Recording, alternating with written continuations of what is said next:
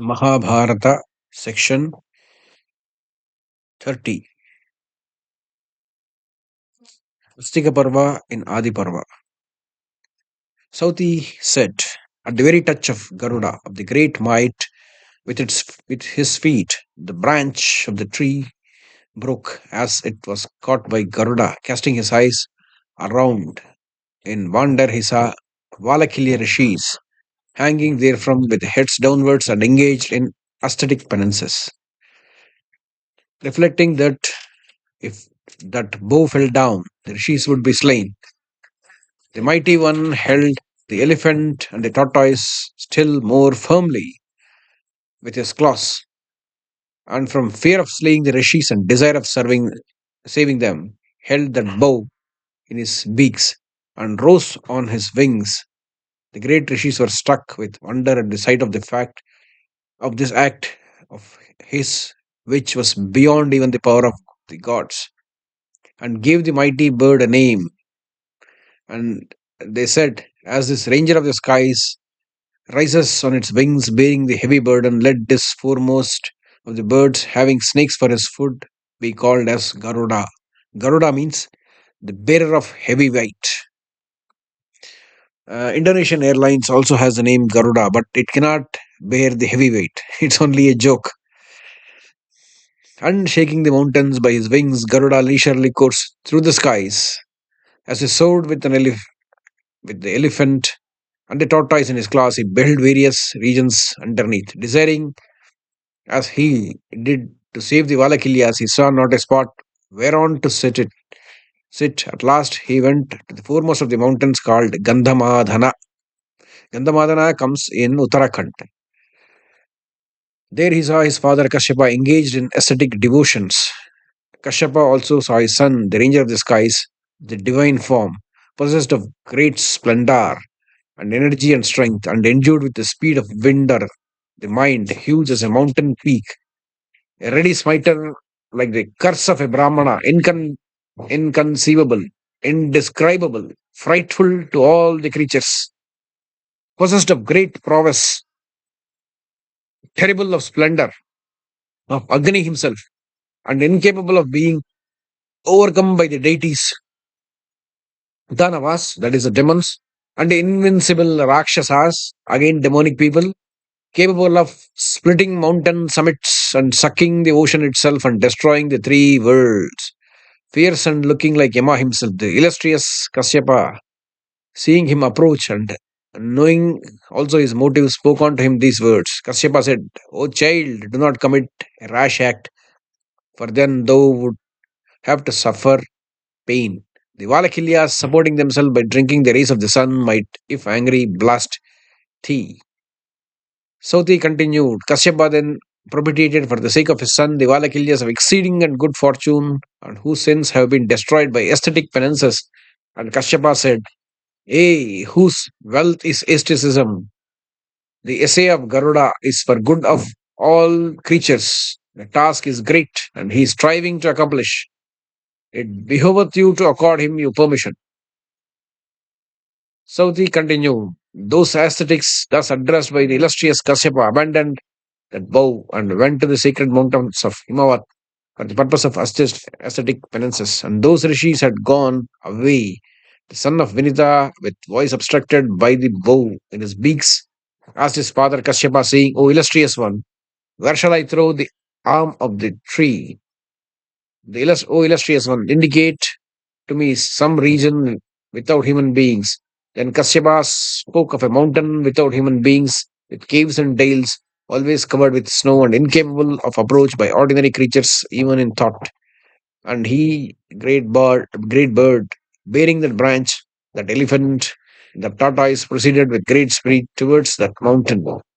The great arm of the tree, with which the bird, with a huge body, flew away, could not be gripped round with a cord made of 100 hides. Garuda, the lord of birds, then flew away for hundreds of thousand yojanas within the shortest time, and going according to the directions of his father to that mountain almost in a moment. The ranger of the skies let fall the gigantic bow, and it fell with a great noise. And the Prince of Mountains struck with the storm raised by Garuda's wings.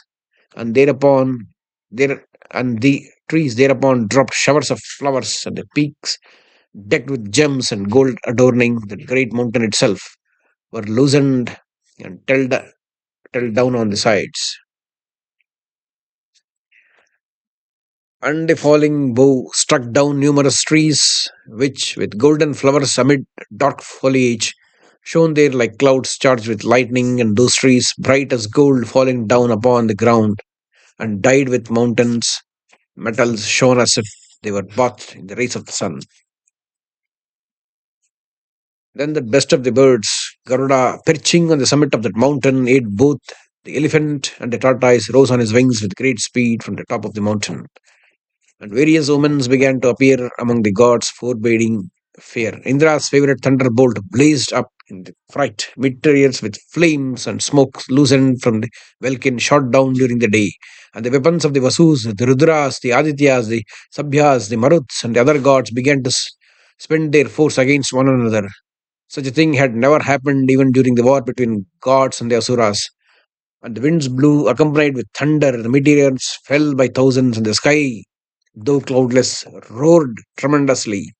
And even he was the god of the gods, shed showers of blood. And the flowery garlands on the neck of the gods faded, and the prowess suffered diminution. And the terrible masses of clouds dropped thick showers of blood. And the dust raised by the winds darkened by the splendor of the very cornets of the gods. And he of thousand sacrifices, with other gods, perplexed with fear at the sight of those dark forebodings, spoke unto Brihaspati thus: Why, O worshipful one, have these natural disturbances suddenly arisen?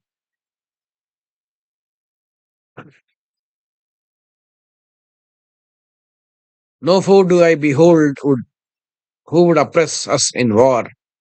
Brihaspati answered, O chief of the gods, O thou of thousand sacrifices, it is from your fault and carelessness, and owing to the ascetic penance of high souled great rishis, the Valakhilyas, that son of Kashyapa and Vinita, a ranger of the skies, endued with such strength and possessing the capacity of assuming at any will form, is approaching to take away the Soma, and the bird foremost among and endued with great strength is able to rob you of Soma. Everything is possible with him. The unachievable he can achieve. Sauti said, Indra, having heard these words, then spoke on to those that guarded the Amrita, saying, A bird endued with great strength and energy has set heart taking away the Amrita. I warn you beforehand so that he may not succeed in taking away by force. Brihaspati has told me that his strength is immeasurable, and the gods, hearing fit, were amazed and took precautions, and they stood surrounding the Amrita.